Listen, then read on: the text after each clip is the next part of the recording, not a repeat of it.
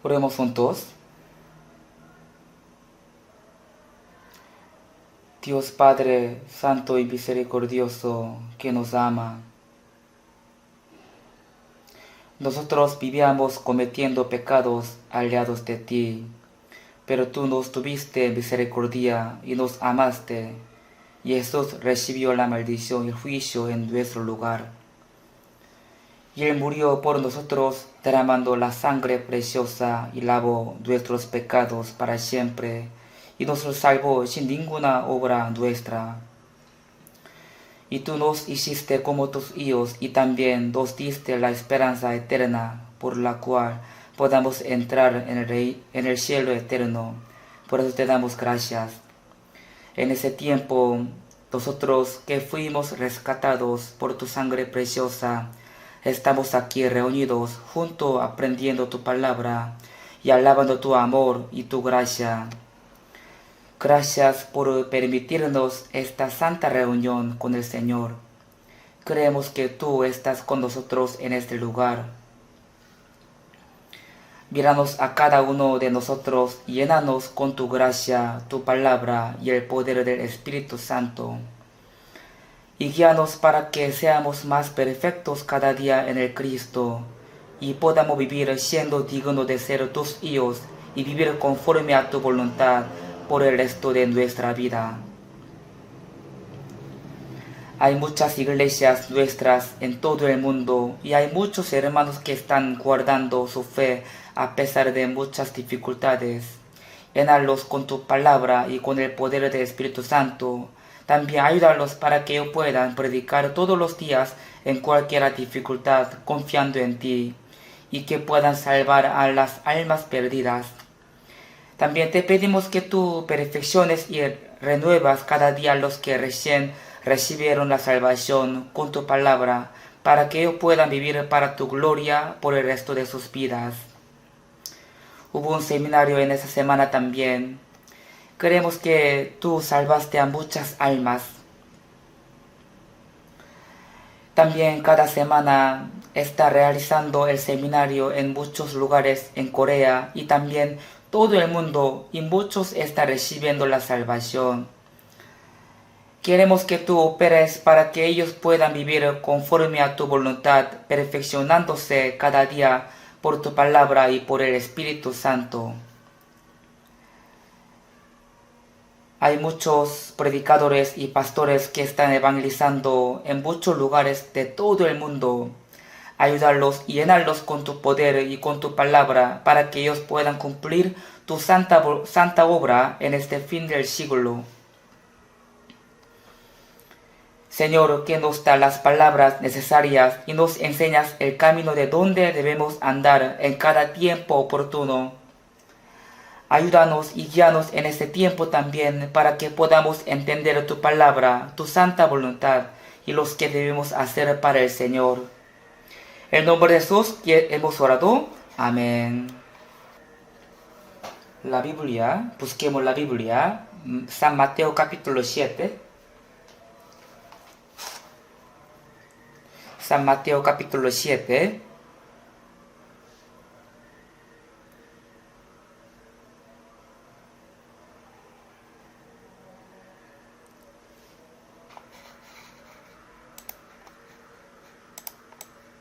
San Mateo capítulo 7, versículo 13 y 14. San Mateo capítulo 7, 13, 14, dos versículos, leamos juntos. Entra por la puerta estrecha, porque ancha es la puerta y espacioso el camino que va a la perdición, y muchos son los que entran por ella. Porque estrecha es la puerta y angosto el camino que lleva a la vida, y pocos son los que la hallan. Hoy, escuchando el cántico del coro de nuestra iglesia, me hace querer seguir escuchando en vez de dar palabra. En himnos hay las enseñanzas de la palabra de Dios. También hay los testimonios de los salvos. Y también algunos himnos expresan nuestra esperanza y nuestro anhelo y nuestra oración. También nuestra resolución también.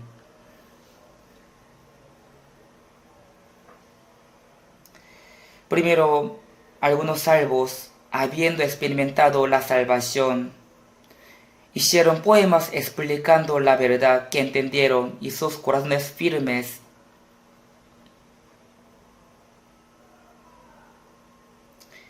Y después, otras personas le pusieron melodía a estos poemas. Así fueron creados los himnos. Por esta razón, al pensar una y otra vez en la letra de los himnos, podemos encontrar muchos significados y también nos conmueven. Por eso, espero que todos en sus casas canten mucho los himnos y también sobre todo que los mediten.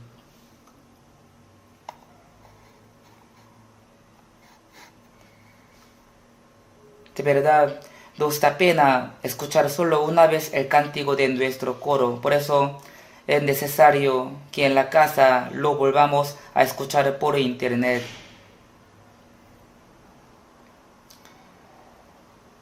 Yo también, el sermón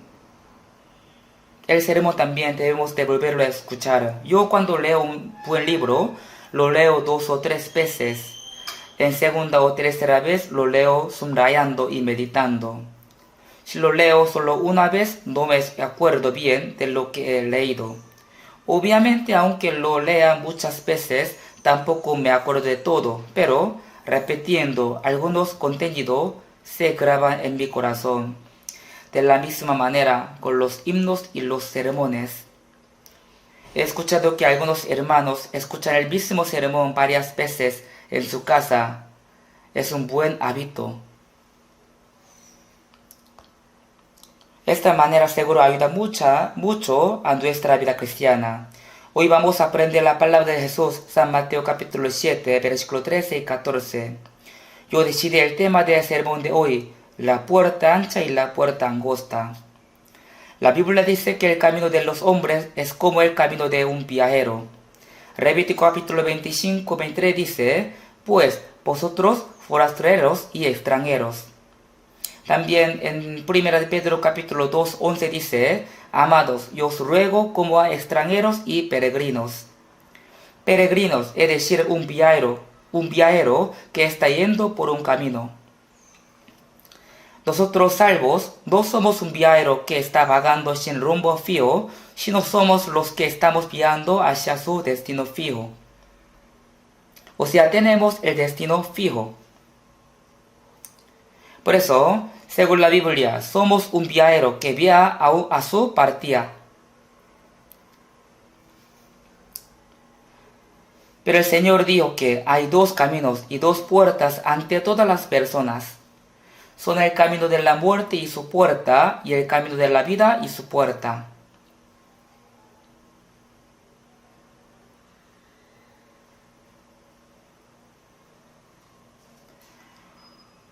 Todos los hombres nacen siendo pecadores, apartándose de Dios, y han pasado por la puerta ancha y están caminando en el camino de muerte. Es un camino estrecho.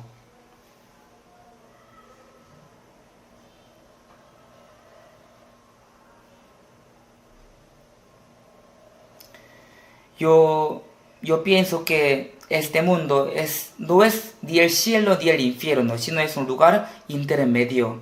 No es cielo ni el infierno, es un lugar intermedio. Por eso, a veces podemos gustar el sabor del cielo y también a veces podemos gustar el sabor del infierno.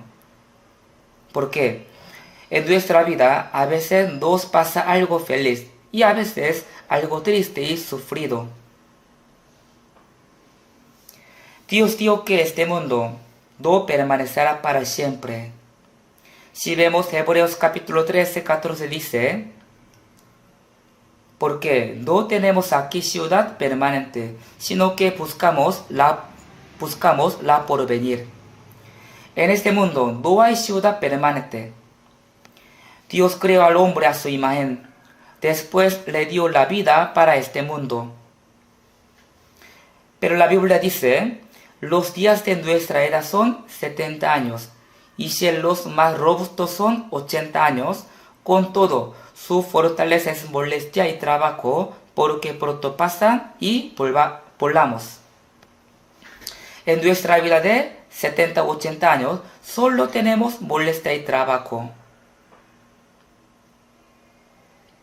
Y nuestra vida pronto pasa y estamos volando. Entonces, ¿con qué cosa podemos jactarnos?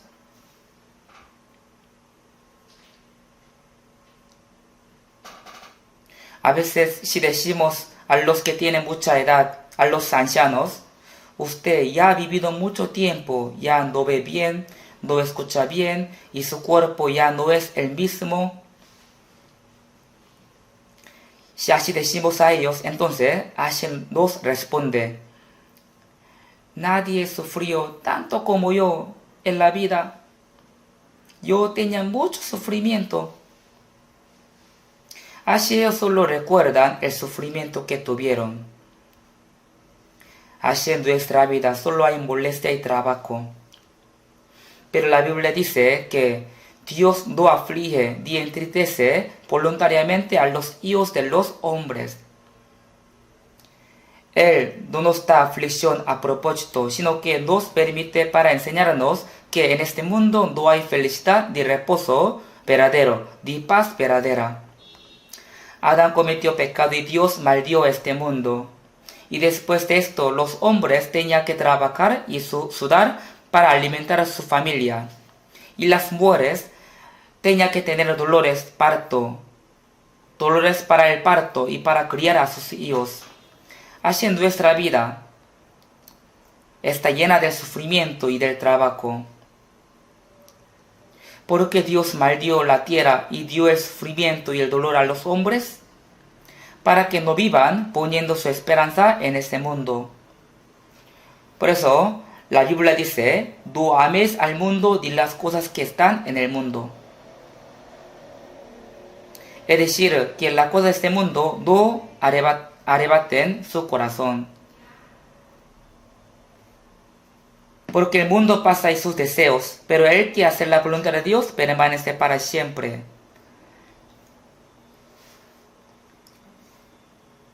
La voluntad de Dios es recibir la salvación por la gracia y entrar en el reino de Dios. Pero la Biblia explica que este mundo no es un lugar donde viviremos para siempre, sino es un lugar temporal antes de ir al mundo eterno después de morir. Así que primero, los que no son salvos tienen que entender que ahora está yendo rumbo a la destrucción, apartándose de Dios. Y tiene que arrepentirse y después pasar por la puerta de la salvación, preparada por Dios. Así tiene que ir por el camino de vida.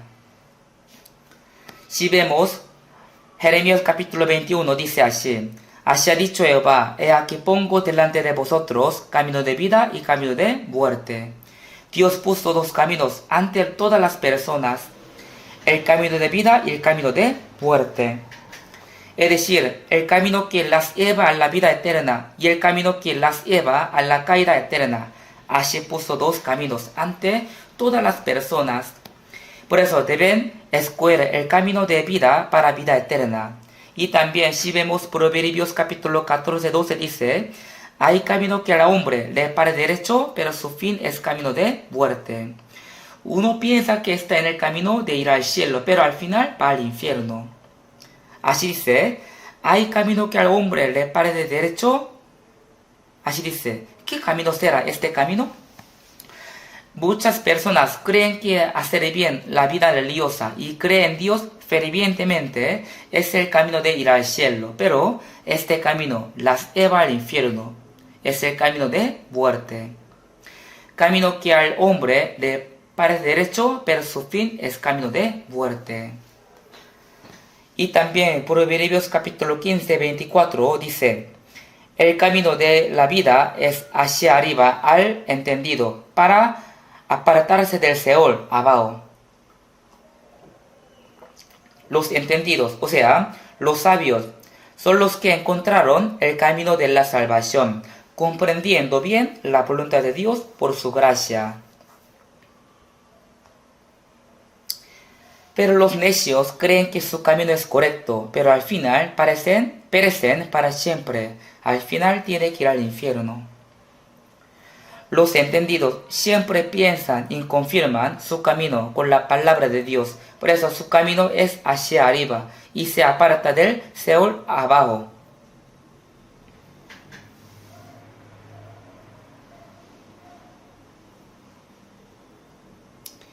Y en San Mateo capítulo 7, 13, Jesús dijo que hay la puerta ancha y la puerta angosta.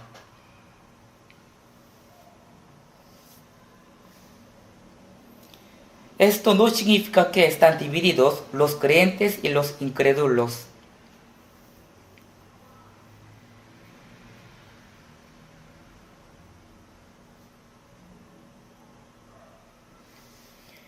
Yo antes, asistiendo a una iglesia, pensaba que San Mateo capítulo 7, 13, 14 explica que los que no creen en Dios y viven según sus deseos y viven cometiendo muchos pecados y viven siguiendo a este mundo, ellos están en el camino ancho. Ellos han pasado por la puerta ancha. Así pensaba.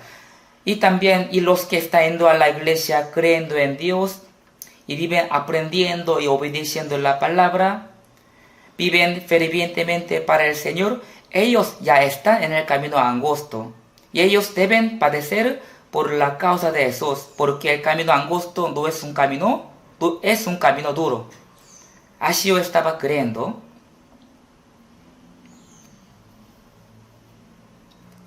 Pero luego, aprendiendo correctamente la Biblia, pude entender que el camino ancho y la puerta ancha y el camino angosto y la puerta angosta no son para dividir los creyentes y los incrédulos. Los incrédulos, obviamente, están en el camino de muerte. ¿Por qué? Viven apartándose de Dios y viven en medio de los pecados. El problema es que entre los creyentes hay dos tipos de personas. Hay dos tipos de personas entre los creyentes.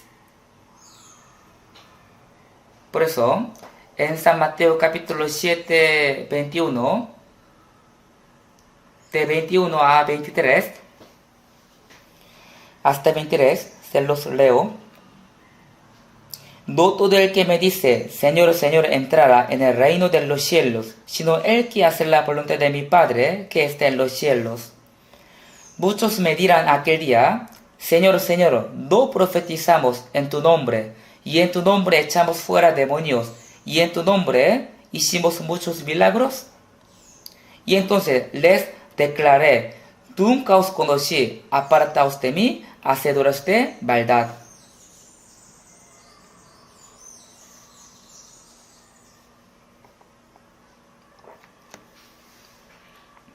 Yo me sorprendí mucho viendo esta palabra, leyendo esta palabra. Aquí dice, no todo el que me dice, Señor, Señor. Hay muchos que dicen, Señor, Señor. Sería bueno que todos los que dicen, Señor, pudieran ir al cielo. Pero no todos pueden ir al cielo, aunque dicen, Señor, Señor. También, en otra parte de la Biblia dice, porque todo aquel que invocare el nombre del Señor será salvo. Pero esto no significa que solo diciendo Señor con su boca puede ir al cielo. Porque también dice la Biblia, nadie puede amar a Jesús Señor, sino por el Espíritu Santo. Los que dicen Señor, Señor, obviamente son los creyentes. Había una señora que siempre decía Señor, Señor. Mientras caminaba, se cayó y dijo, Señor, Señor. También en la cocina, prendiendo la cocina, cuando el fuego quería apagarse, también dijo, Señor, Señor. Y también cuando alguien le dio una manzana, también dijo, Señor. Así siempre decía, Señor, Señor. Parece que tiene una fe grande.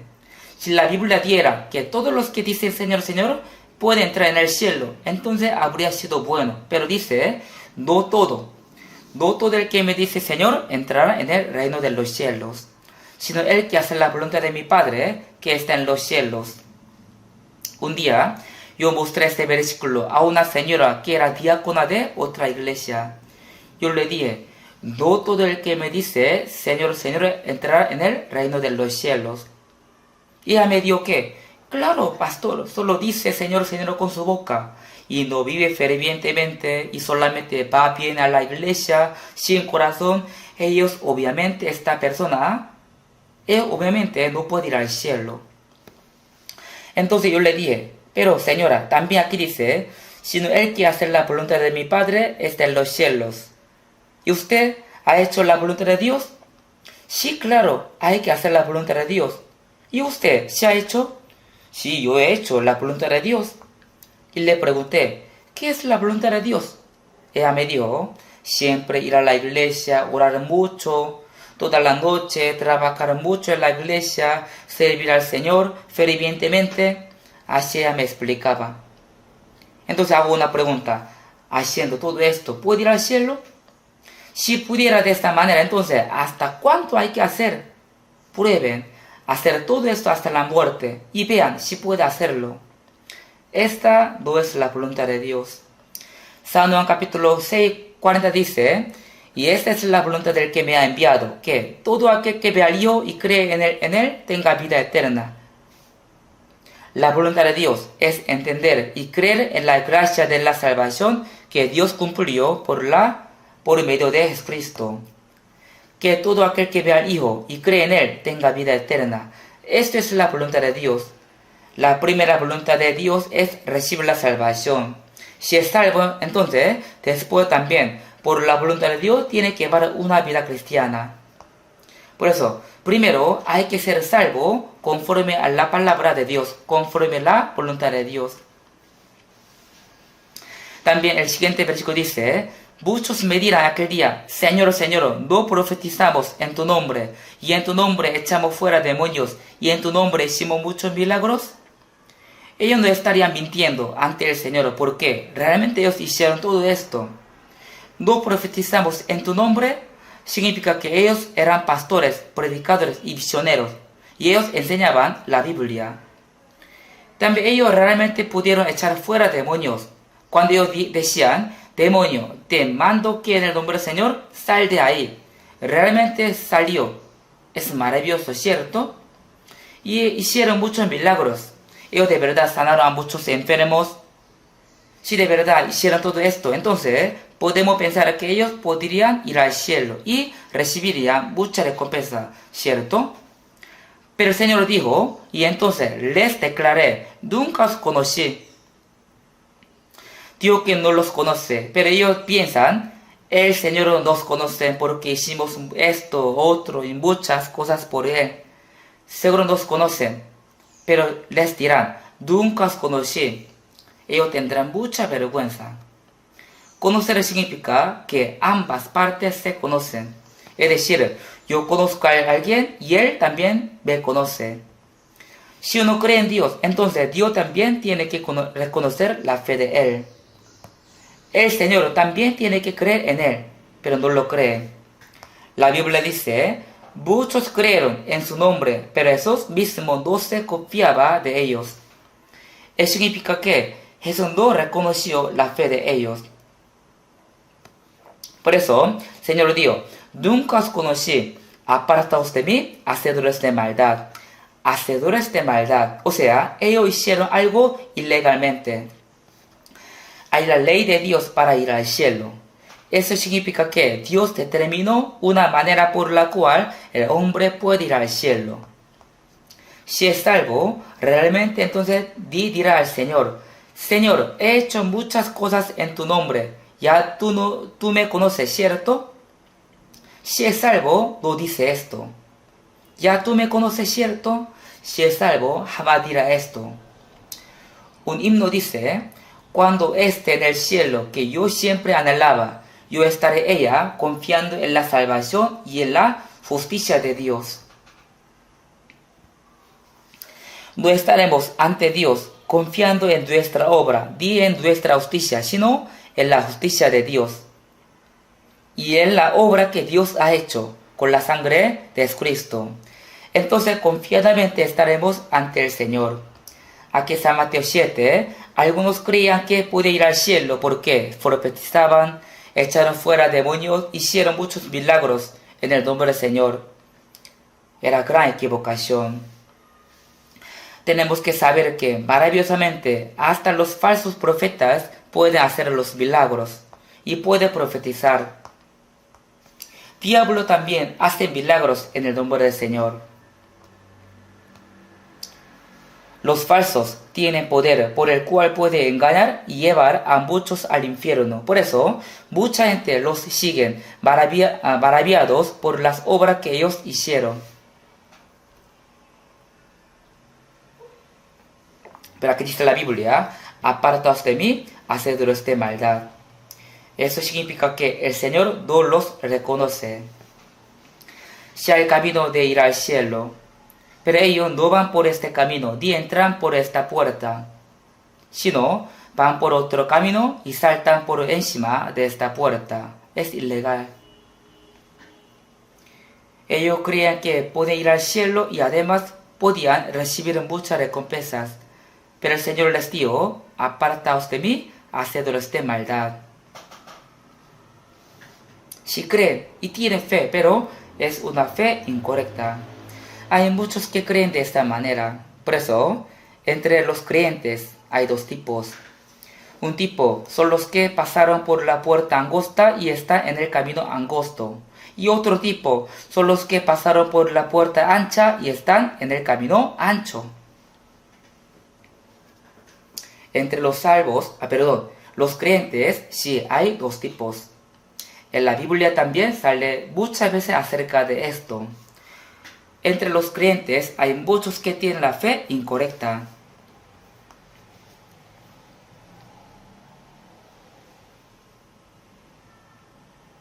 En Santiago capítulo 2, 19 dice,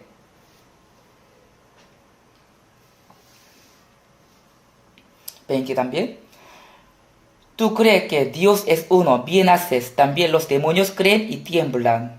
También los demonios creen y tiemblan. 20. ¿Más quieres saber, hombre vano, que la fe sin obras es muerta?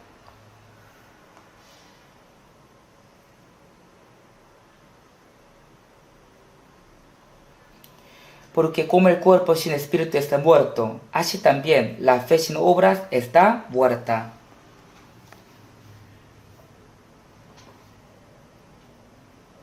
Si tienen la fe y conoce a Dios y cree en Cristo y también explica bien el Evangelio, pero al ver sus vidas y sus obras, de verdad no son salvos. El cuerpo sin espíritu está muerto. Así también la fe sin obras está muerta. Con esta fe muerta no puede ir al cielo.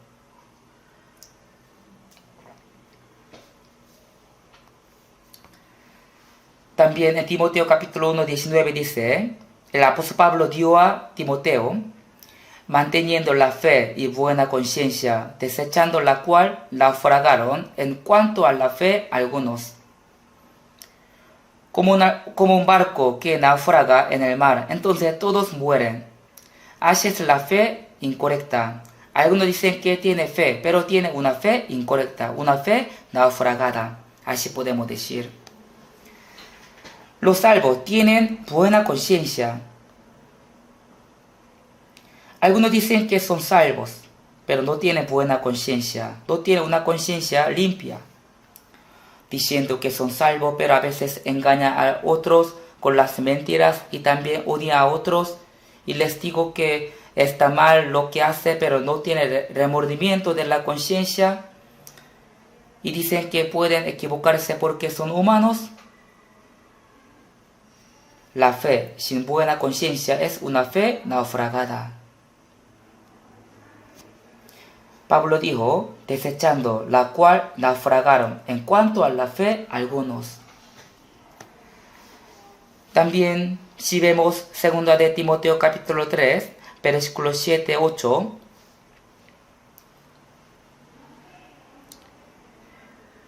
Esta siempre está aprendiendo y nunca puede llegar al conocimiento de la verdad.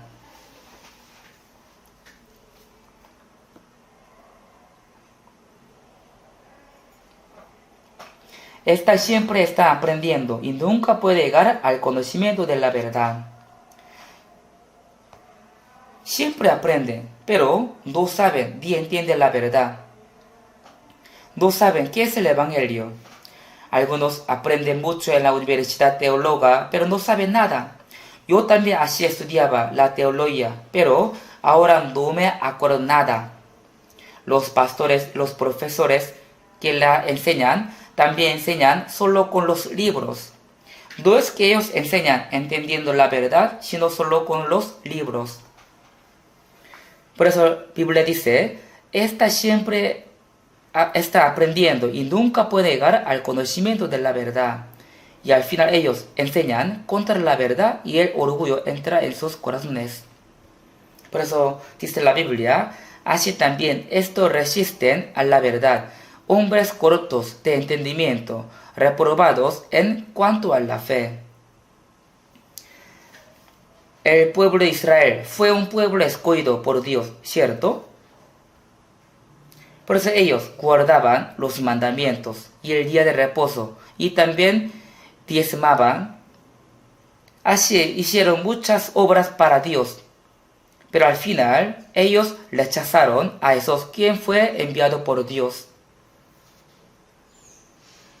Era maravilloso.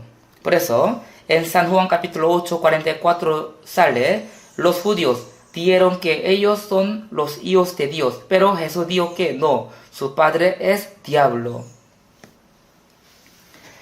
Vosotros sois de vuestro padre el diablo, y los deseos de vuestro padre queréis hacer. Él ha sido homicida desde el principio, y no ha permanecido en la verdad, porque no hay verdad en él. Cuando habla mentira, de suyo habla, porque es mentiroso y padre de mentira. Los judíos decían que eran hijos de Dios y que Dios era su padre, pero Jesús dijo que su padre era el diablo. Por eso los judíos querían matar a Jesús, pero de verdad el padre de ellos era diablo. Hoy en día también hay muchos que dicen que son teólogos, ellos son famosos en algunas iglesias, enseñan en la universidad, pero no entendieron la verdad. No saben qué es el Evangelio.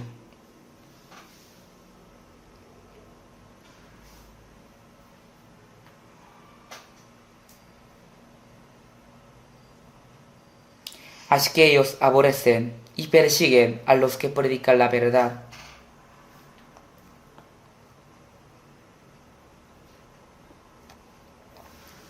Si leemos el libro de la historia del cristianismo, en Roma también el emperador Constantino perseguía y mataba a los cristianos. Pero un día él ha visto la cruz en su sueño y escuchó que haga guerra con la bandera de la cruz.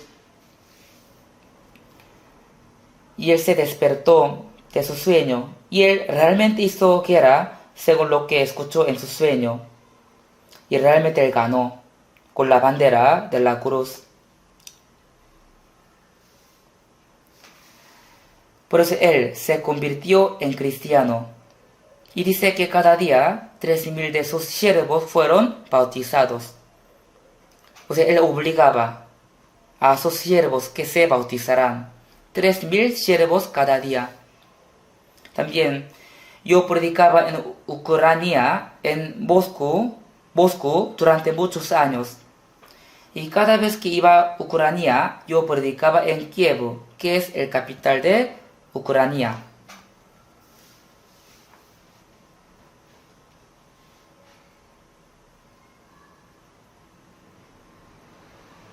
Kiev y Moscú son las ciudades grandes y son muy parecidas y son muy hermosas. En el centro de la ciudad de Kiev de Ucrania hay muchas iglesias ortodoxas rusas. También hay un río grande y hermoso.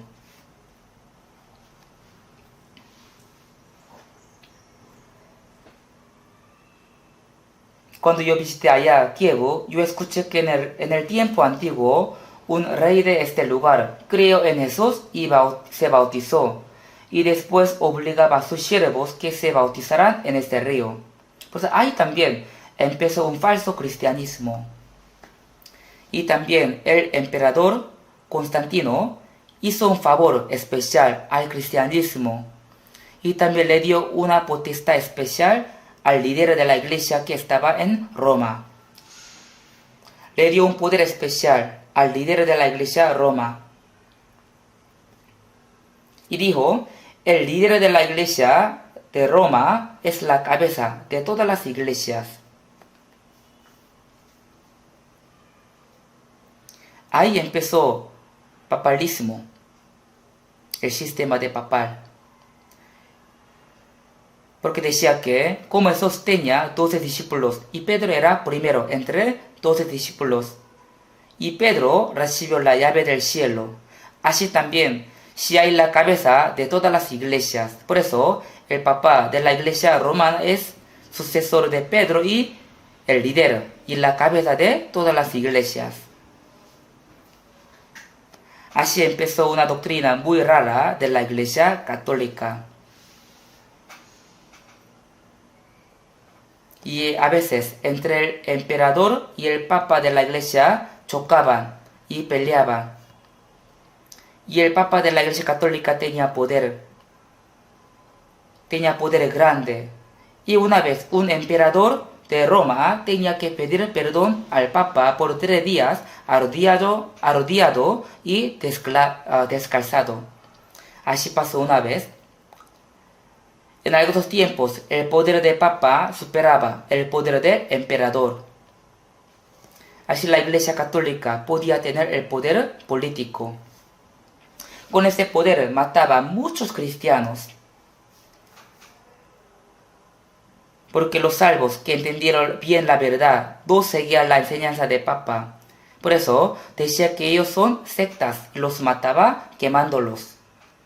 La iglesia católica mataba a muchos cristianos diciendo que ellos son sectas. Y después, el país y la iglesia quitaron la riqueza de ellos dividiéndolo en 2 partes. Eso lo digo porque está escrito en la historia de la iglesia. Si no, no lo diría.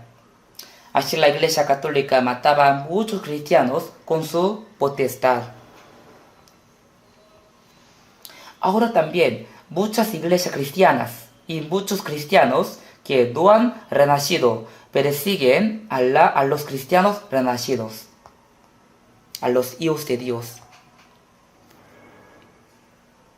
Si les diera una potestad política, quizás en nuestra época también mataría a los cristianos verdaderos.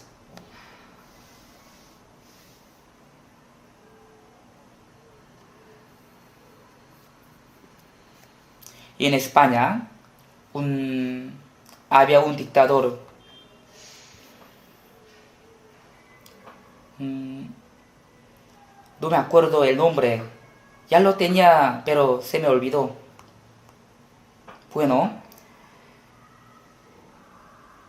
ese dictador dio armas a los curas de la iglesia católica. Los hizo matar a los cristianos. Yo fui a Madrid muchas veces. En Madrid hay un lugar donde está una cruz enorme, que es más grande en este mundo. Una cruz muy grande. De lejos también se ve esta cruz. Es el sepulcro de este dictador, Franco. Puso una cruz enorme encima de esta roca, una roca, y parte abajo de esa roca edificó una catedral. Y dice que hasta hoy en día los curas están haciendo misas ahí. Debajo del salón de esta catedral está el sepulcro de Franco, el dictador. También, al lado también está sepultado un siervo fiel de él.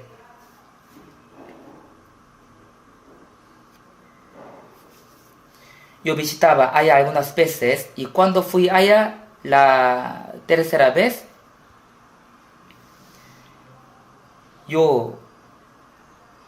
yo escupí en el sepulcro de Franco. Escupí. Pero de lejos alguien me vio.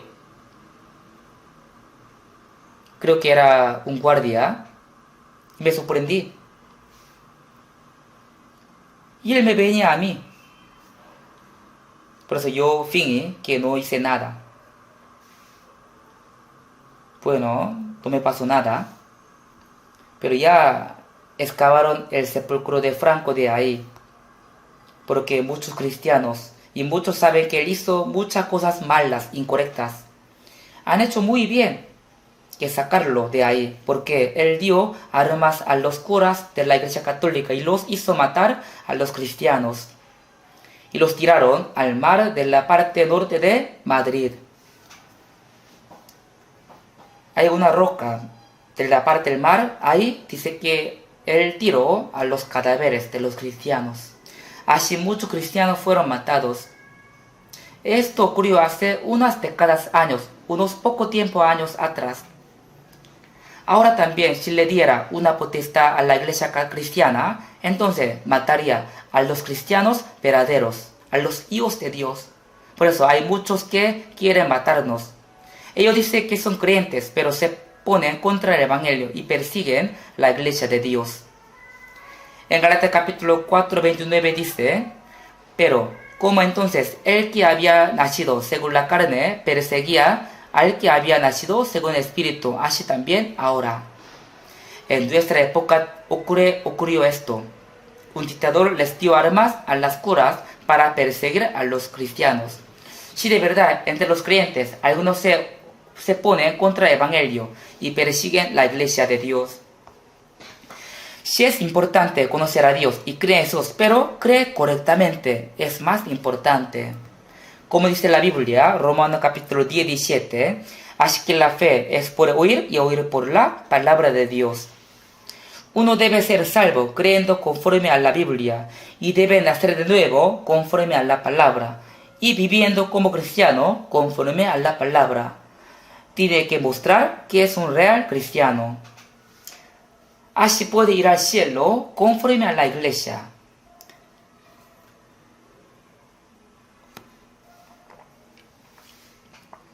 Algunos creen que yendo a la iglesia puede ir al cielo. También algunos creen que el bautismo es una señal de la salvación. Pero si de verdad, sin nacer de nuevo, puede ser diácono, puede ser anciano de la iglesia y también puede ser pastor y teólogo, sin nacer de nuevo. En realidad, ellos se ponen contra el Evangelio y está llevando a muchos al infierno. Entre los libros que yo escribí, hay un libro que se llama La evidencia de ser cristiano. Si hay las evidencias por las cuales puede confirmar que son cristianos.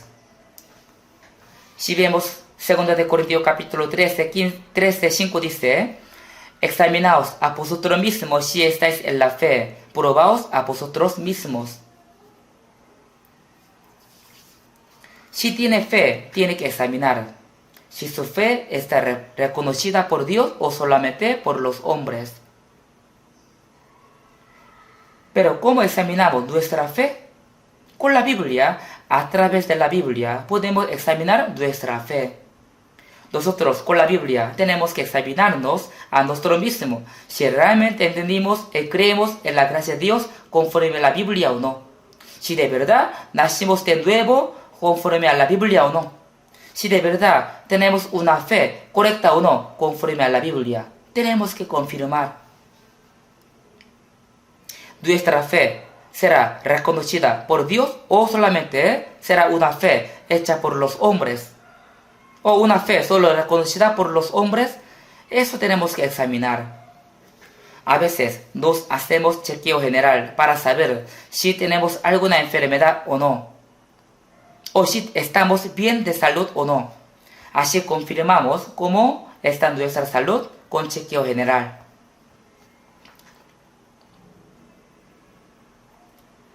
Como esto, también tenemos que examinar nuestra fe.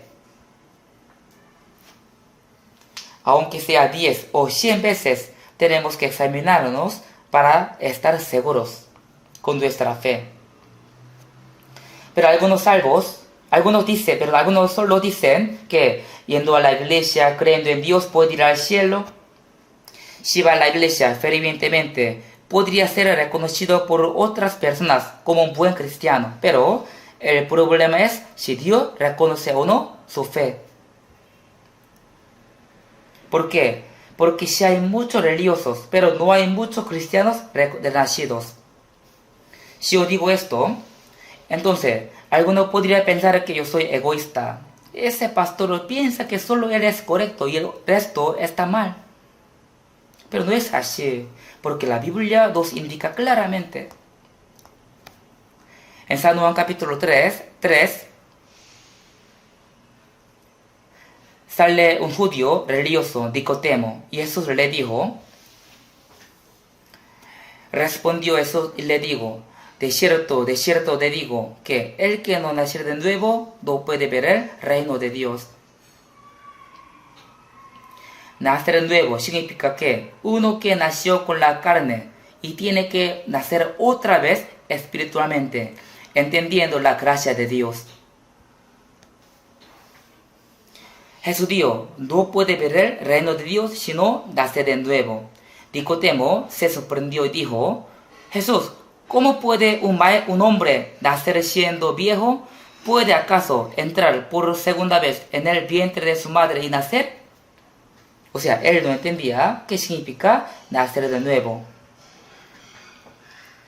Jesús dijo, de cierto te digo que el que no naciera del agua y del Espíritu no puede entrar en el reino de Dios. Porque estrecha es la puerta y angosto el camino que va a la vida, y pocos son los que la hallan. El camino de vida es angosto y la puerta es estrecha, por eso los pocos la hallan. Entre los que creen en Jesús, hay muchos que van por el camino ancho y la puerta ancho. En nuestro país, Corea del Sur, hay muchísimos cristianos. Se dice que la iglesia más grande y también la segunda más grande en el mundo está en Corea. En alguna iglesia se reúnen unas decenas de miles de personas. Muy grande, pero a Dios le gustaría, viendo esa iglesia que es tan grande, entre ellos, ¿cuántos serán salvos? Yo a veces escucho el sermón de los pastores famosos por la televisión. Y hablan bien y predican bien, pero parece que en su enseñanza le falta el núcleo de la Biblia. Le falta el núcleo de la Biblia. Les digo esto porque sé que todos entienden a qué me refiero.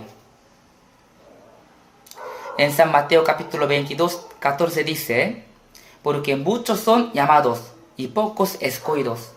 Porque muchos son llamados significa que hay muchos que van a la iglesia siendo llamados, pero pocos escogidos. Hay muchos que están asistiendo a una iglesia, pero son muy pocos los que son salvos.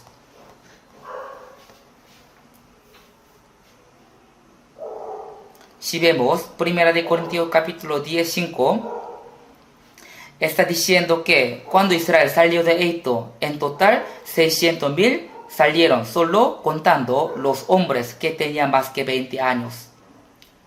Pero la mayoría murió en el desierto durante 40 años antes de entrar en la tierra de Canaán. Por eso la Biblia dice, pero de los más de ellos no se agradó Dios. Para Dios no es importante una cantidad grande. No es importante.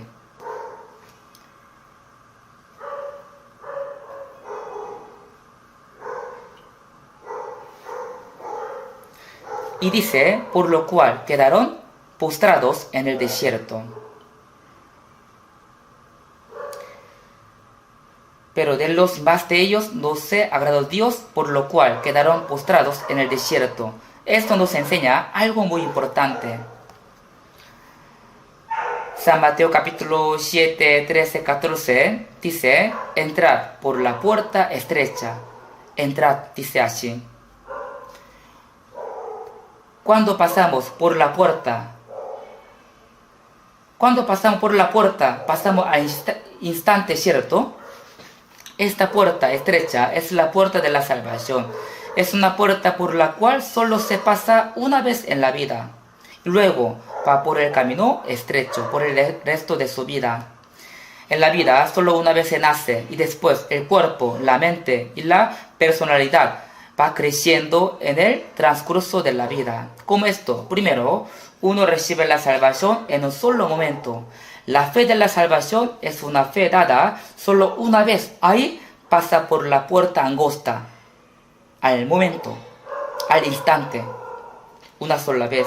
Y después va por el camino que Dios determinó, después que fue salvo hasta que vaya ante el Señor. La Biblia dice, porque estrecha es la puerta y angosto el camino que va a la vida, y pocos son los que la hallan. El camino para la vida es angosto. ¿Por qué es angosto? Porque muchas personas no pueden entrar allá. No pueden entrar allá con sus pecados, ni pueden por su propia obra. No se puede entrar allá con ninguna manera humana, sino solo por la gracia de Dios. Por eso es un camino angosto. Porque estrecha es la puerta y angosto el camino que lleva a la vida, y pocos son los que la hallan. En Hechos capítulo 14, 22 dice, sale que el apóstol Pablo predicaba en Listra, pero los judíos los siguieron hasta allá y le apedrearon y lo mataron. Después ellos lo tiraron fuera de la ciudad. Y luego sus discípulos lo encontraron y dieron, nuestro maestro murió predicando el evangelio, predicando la palabra. En este momento el apóstol Pablo se levantó. Y después, ¿qué hizo él? Él volvió a entrar en la ciudad donde fue apedreado. Entró otra vez allá, aunque todavía estaban los judíos quienes intentaban matarlo. Él no tenía ningún miedo. Y él dijo, es necesario que a través de muchas tribulaciones entremos en el reino de Dios. La vida cristiana, después de la salvación, no es un camino cómodo. Es un camino estrecho, sufrido. En este camino hay muchos sacrificios y muchas dificultades y tribulaciones. Pero ahora en nuestra época, ¿cuán cómodamente hacemos la vida cristiana? No había ninguna época en la que podíamos hacer tan cómodamente la vida cristiana. Antes había muchas dificultades y persecuciones para la iglesia. Seguramente todos en sus vidas tendrán muchas dificultades y aflicciones. Pero Dios muestra su puerta y su camino a los que buscan anhelosamente. Y ellos pasando por esta puerta entran en el camino estrecho. Y al final entran en el reino de Dios. Una vez pasa por la puerta angosta y entran en el estrecho, en el camino estrecho. En San Juan capítulo 10, 9 dice, Jesús dijo, yo soy la puerta, y el que por mí entrare será salvo, y entrará y saldrá y hallará pastos. Jesús dijo que eres la puerta de la salvación.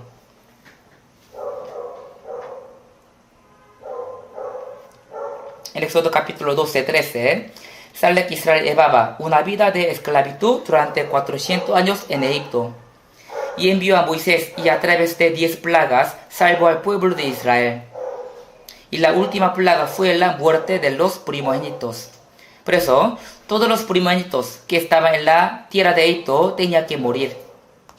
Pero Dios enseñó una manera al pueblo de Israel para que sus primogénitos pudieran ser salvos. Y les mandó que mataran a un cordero o a una cabra el día 14 de primer mes y pusieran la sangre en los dos postes y en el dintel. Y después les dio que comieran la carne del cordero o de la cabra, asándola con fuego.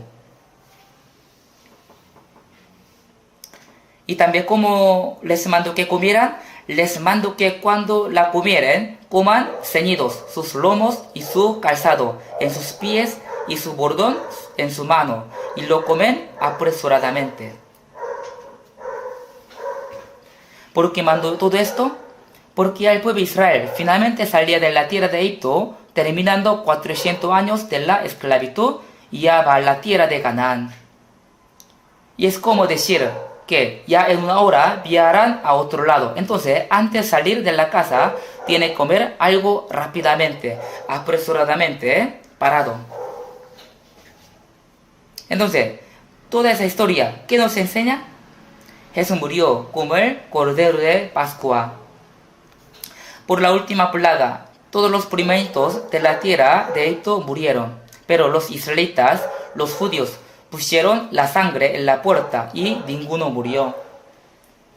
Ellos podían salir de Egipto e ir rumbo a la tierra de Canaán, una tierra prometida. Entonces, ¿cuán felices habrían sido ellos? Porque nadie murió por la ayuda de Dios. Como esto, cuando fuimos salvos, nosotros estábamos en una casa cuya puerta estaba pintada con la sangre de Jesús, quien era el Cordero de Dios, Cordero de Pascua.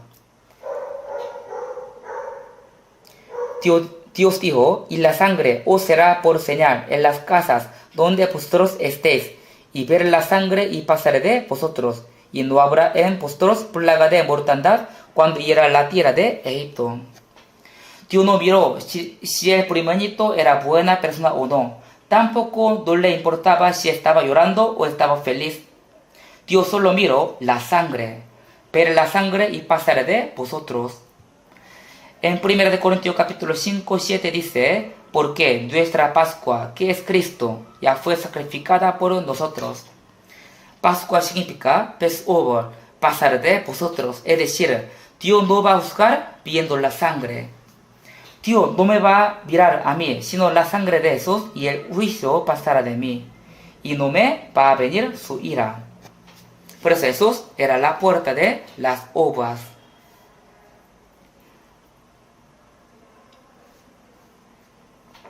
Y también, en San Juan capítulo 4, 6 dice, Jesús le dijo, yo soy el camino y la verdad y la vida. Nadie viene al Padre sino por mí. Jesús es la puerta. Y nosotros, pasando por la puerta pintada con la sangre de Jesús, fuimos salvos. Y después vamos por el camino que Dios determinó hasta que vayamos al cielo. Jesús es el camino y es la verdad. Y la verdad es la palabra de Dios. Por eso, por este camino, obtenemos la vida eterna. En San Mateo capítulo 3, 16 dice, Jesús fue bautizado en el río Jordán. ¿Y por qué él tenía que bautizarse? Solo los pecadores tienen que bautizarse después de la salvación. Pero, ¿por qué Jesús tenía que bautizarse? Jesús mostró con su bautismo que aunque no tenía ningún pecado, pero él iba a morir y resucitar en nuestro lugar. Cuando él fue bautizado por Juan el Bautista, la Biblia dice que se abrió la puerta de los cielos. Y sobre él venía el Espíritu Santo. Y hubo una voz de los cielos que decía, este es mi Hijo amado, en quien tengo complacencia. O sea, Jesús recibió el juicio de la maldición en nuestro lugar y murió en la cruz. Cuando él fue bautizado, primero totalmente fue sumergido. Eso indica la muerte. Y salir del agua indica la resurrección. Es decir, por la muerte, por su resurrección, de Jesús se abrió la puerta de los cielos. Eso significa que antes estaba cerrada la puerta de los cielos por los pecadores de los hombres, pero ya se abrió. Cuando Jesús murió, resucitó. O sea, cuando Jesús murió, Por eso en Apocalipsis capítulo 3, versículo 8 dice: He aquí, he puesto delante de ti una puerta abierta, la cual nadie puede cerrar. El Señor abrió la puerta del cielo. Primero Jesús murió en la cruz y resucitó y ascendió al cielo, pasando por esta puerta. Nosotros también iremos por este camino. También, si vemos Hebreos capítulo 10, 20 dice: por el camino nuevo y vivo que Él nos abrió a través del velo, esto es, de su carne.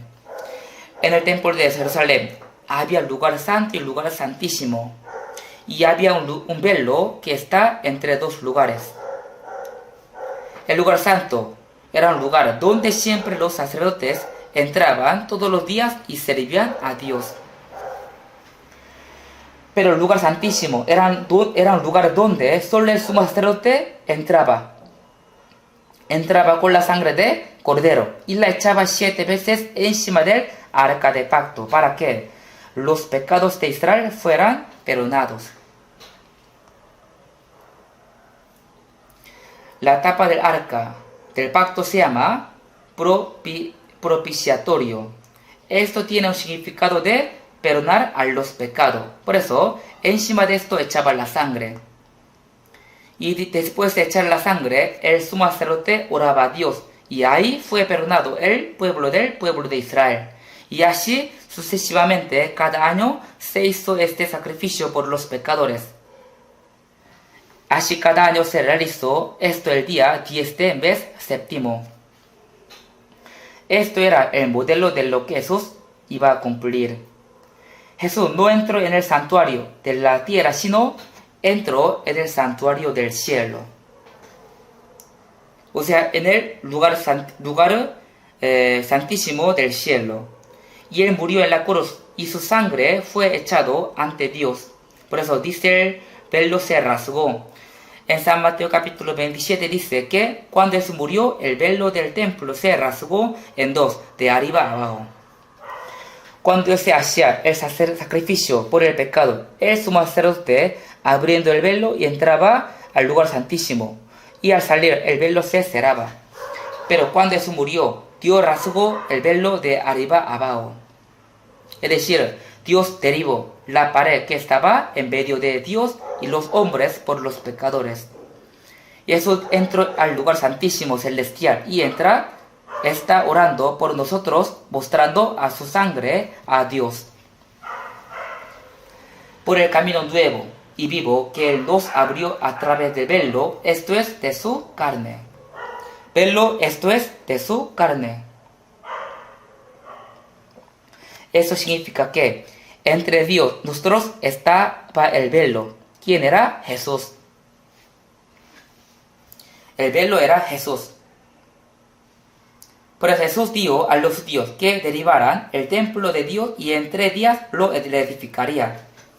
Pero los judíos no entendieron esto porque el templo de Dios fue edificado durante 46 años y para ellos era imposible que Jesús reedificara en 3 días. Y por eso criticaron a Jesús y querían matarlo. Si vemos San Juan capítulo 2, los discípulos entendieron esta palabra en este tiempo. Destruir este templo y en 3 días lo levantaréis. Hasta los discípulos no entendían este versículo. La carne de Jesús es el velo del templo, porque dentro de Jesús está Dios y fuera de Jesús está el mundo. Por eso, entre Dios y el mundo está puesta la carne de Jesús. ¿Quién era? Velo. También, entre Dios y nosotros estamos divididos por la carne, porque esta carne peca. Por eso Jesús, quien no tenía ningún pecado, vino siendo carne, fue rasgado y murió. Pero dice la Biblia, por el camino nuevo y vivo que Él nos abrió a través del velo, esto es de su carne. La carne de Jesús fue el velo y este velo se rasgó. Por eso no hay más velo entre Dios y los hombres. Se abrió a los hombres el camino para la vida eterna, porque el velo, quien era Jesús, murió, se rasgó de arriba a abajo.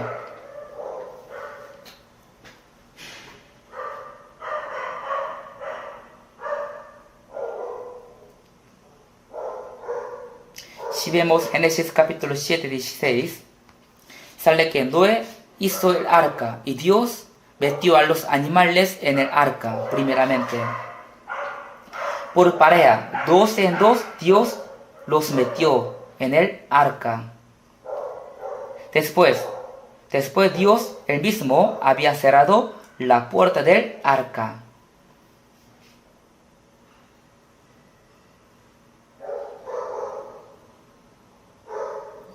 Y juzgó este mundo con el diluvio. Eso también es un modelo de la enseñanza de la Biblia. Entonces, primero, el arca es el modelo de Jesús. Yo pienso que los animales que Dios metió indican los pecadores que están en este mundo. Y Noé y su familia indican el pueblo de Israel, que fue escogido por Dios. Entonces, los animales indican a los gentiles.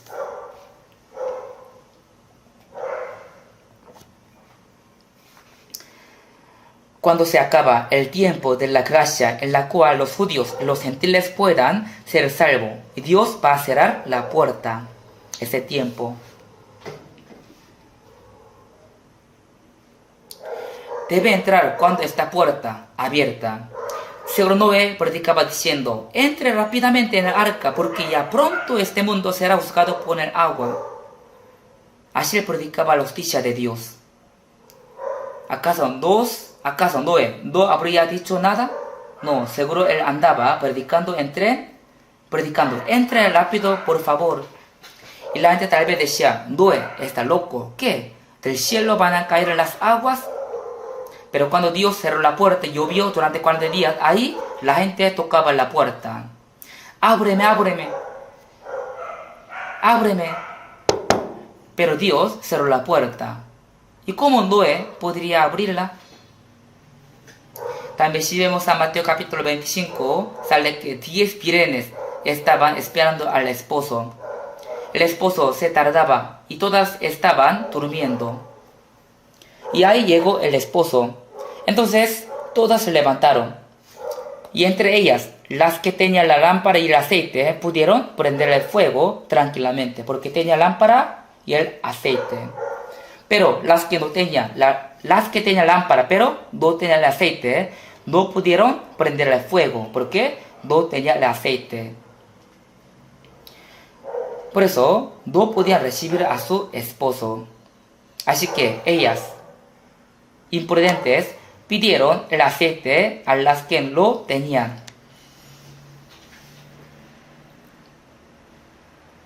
Y las que tenían, ellas, ¿cómo les respondieron? Para que no nos falte a nosotros y a vosotros, id más bien a los que venden y comprad para vosotras mismas.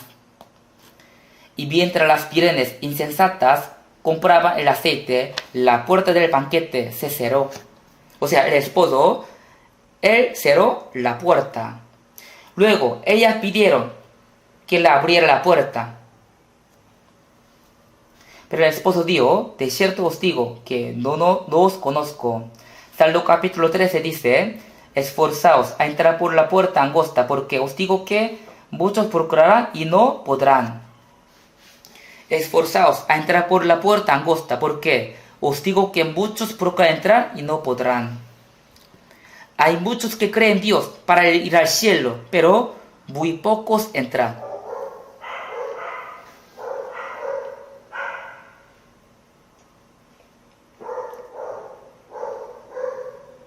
En aquel día, muchos tocarán la puerta del cielo y dirán, Señor, Señor, ábrenos. El Señor les va a decir, no sé de dónde sois. Pero Señor, nosotros delante de ti hemos comido, hemos bebido, y en nuestra plaza hemos enseñado. Pero el Señor les dirá, os digo que no sé de dónde sois, apartaos de mí, hacedores de maldades. Así dice la Biblia. Ellos estaban creyendo que podían ir al cielo, pero no podían.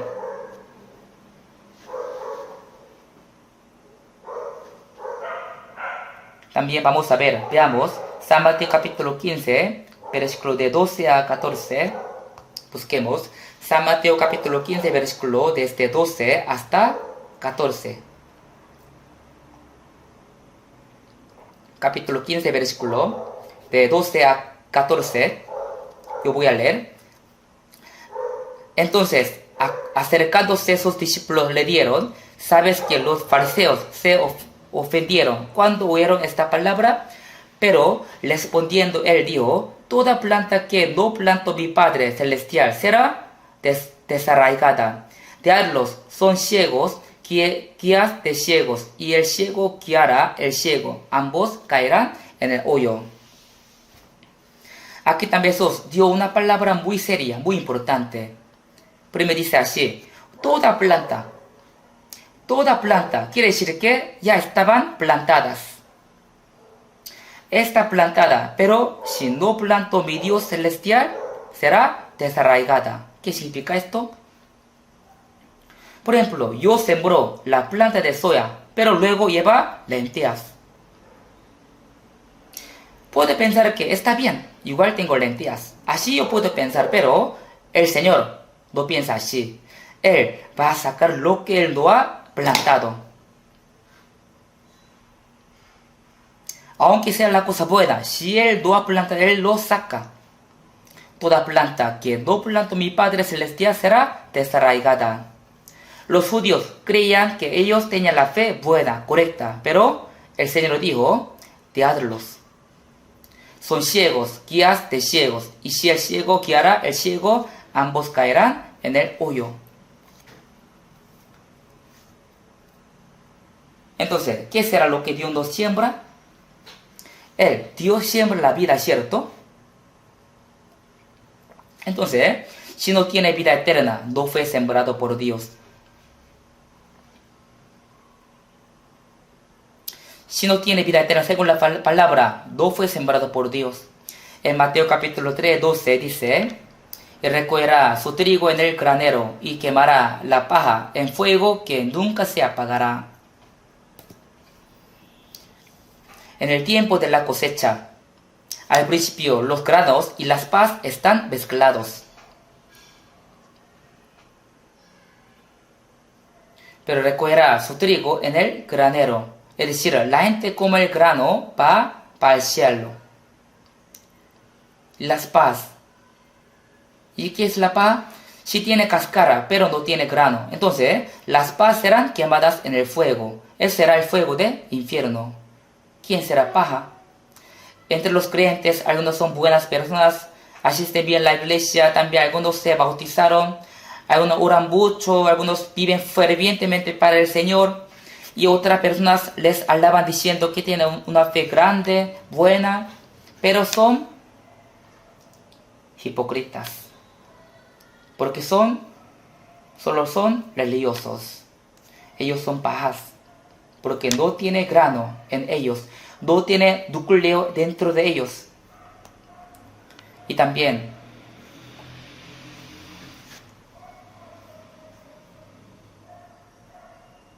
busquemos San Mateo capítulo 13, versículo 24. Capítulo 13, versículo 24. 13, Mateo 13, versículo 24. 24. Les refirió otra parábola diciendo, el reino de los cielos es semejante a un hombre que sembró una semilla en su campo.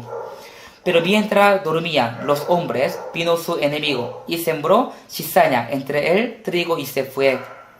Y cuando salía la hierba y dio fruto, entonces apareció también la cizaña. Vinieron entonces los siervos del padre de la familia y le dieron, Señor, ¿no sembraste buena semilla en tu campo? ¿De dónde pues tienes cizaña? Él les dijo, un enemigo ha hecho esto. Y los siervos le dieron, ¿quieres pues que vayamos y la arranquémonos? Él les dijo, no nos sea que al arrancar la cizaña arranques también con ella el trigo. Dejad crecer juntamente lo uno y lo otro hasta la siega.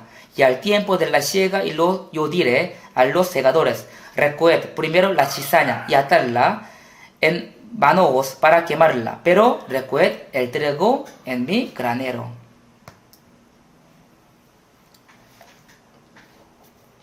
Aquí dice un hombre, un hombre que sembró una buena semilla en su campo.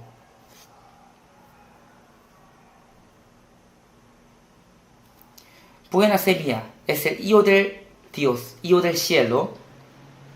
Pero por la noche vino su enemigo y sembró cizaña entre el trigo y se fue.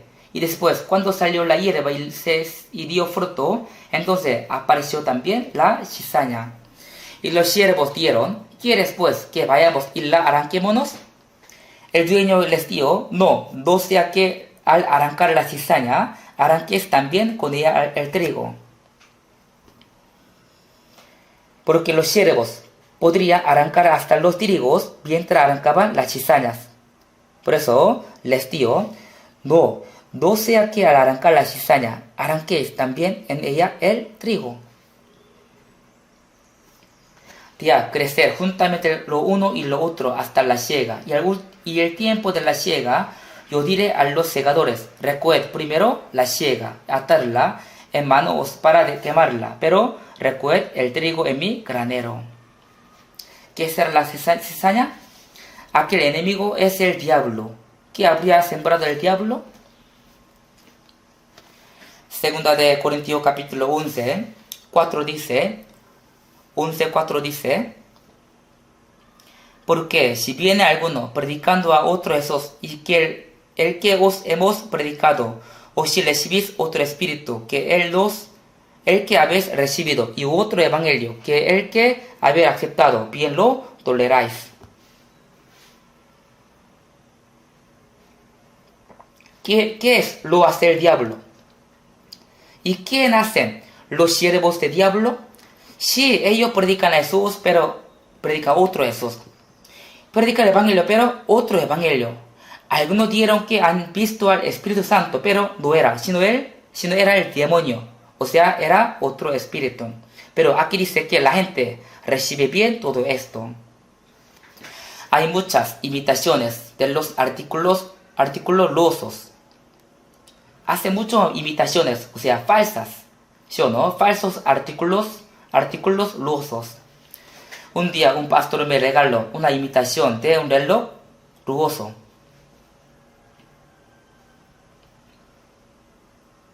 ¿Cómo se llama la marca más lujosa del reloj? Rolex. Todavía tengo este reloj, imitación de Rolex. A veces quiero ponerlo, ¿por qué? Quiero ponerlo, pero no puedo porque algunos podrían malentender. Si yo pongo esto, algunos dirán: el pastor tiene reloj Rolex, por eso no puedo ponerlo. Pero el pastor que me lo regaló dijo que él lo compró con $20. Pero podría tener para entendimiento si lo pones. Pero aunque lo observo bien, no parece imitación. De verdad, está bien hecho y también sí funciona bien. Pero creo que si lo uso, pronto se va a dañar. Igual a veces lo quiero usar. Así existe una imitación, ¿sí o no? También, un pastor que está en Alemania me dijo que él tenía un reloj imitación y un día se lo puso. Un alumno de la iglesia le preguntó: pastor, ¿cuánto sueldo recibe usted? Él se dio cuenta de que era de una marca muy lujosa, aunque era falso. Si usamos el reloj lujoso, aunque sea falso, otro podría malentendernos. Como si hay el falso artículo lujoso, también si existe falso Jesús, existe falso profeta, falso evangelio. Y si la gente lo acepta bien, por fuera parece bien, original, pero es una cizaña. Por eso, en 2 Corintios capítulo 11, 13, quiere decir que los que predican otro Jesús, otro espíritu, otro evangelio, son falsos apóstoles, obreros fraudulentos, que se disfrazan como apóstoles de Cristo. Ellos se disfrazan como apóstoles de Cristo. Pero falsos apóstoles. Pero dice la Biblia, cuyo fin será conforme a sus obras. Al final ellos recibirán el juicio de Dios. Si vemos Gálatas capítulo 1, de 6 a 9,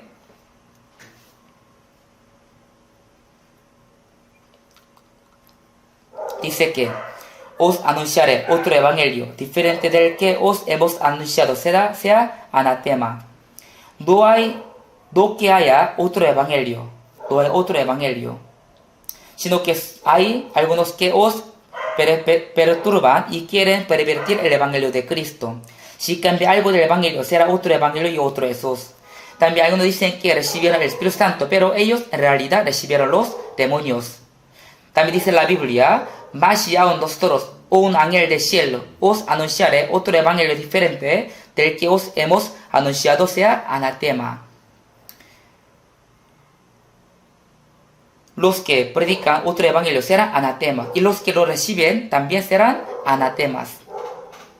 Algunos dicen que hay que creer en el evangelio, pero también tiene que guardar los mandamientos y serán salvos. Ese es otro evangelio. Los miembros de la Iglesia Galacia siguieron esta doctrina falsa, este evangelio.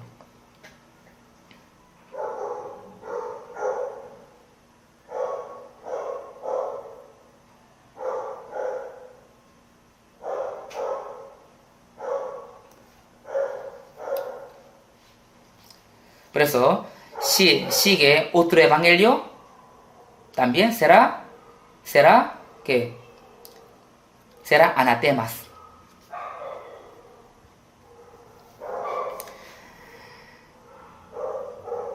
Los miembros de la Iglesia Galacia siguieron otro evangelio. Estoy maravillado de que tan pronto os hayáis alejado del que os llamó por la gracia de Cristo para seguir un evangelio diferente.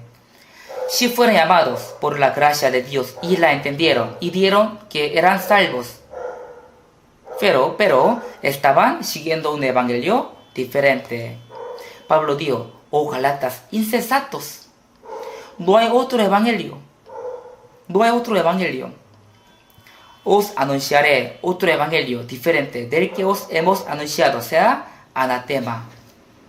Si agrega algo en el evangelio puro, esto será otro evangelio, diferente evangelio. Por eso, entre los incrédulos hay muchos que no son salvos. Si hay los que pueden ir al cielo, pero son más los que van al infierno, aunque son creyentes. Por eso, el diablo sembró mucha cizaña en la iglesia. Pero los que solo hacen una vida religiosa, ellos también están contentos con su vida y con su fe. Es muy largo. La Biblia dice, examinaos a vosotros mismos si estáis en la fe, probaos a vosotros mismos. Pero ellos nunca se examinaron a sí mismos. Cuando asiste bien en su iglesia, ora fervientemente, hacen muchos servicios, ofrendan muy bien. Entonces su pastor le dice, diácono tal, seguro Dios le va a dar una gran recompensa. Entonces le responde en su corazón, no pastor, no he hecho nada. Pero en su corazón dirá, sí, claro, Dios me dará una gran recompensa. Pero ni siquiera puede ir al cielo. Cuente, ¿cuándo nació de nuevo? Nosotros también no tenemos que ser engañados.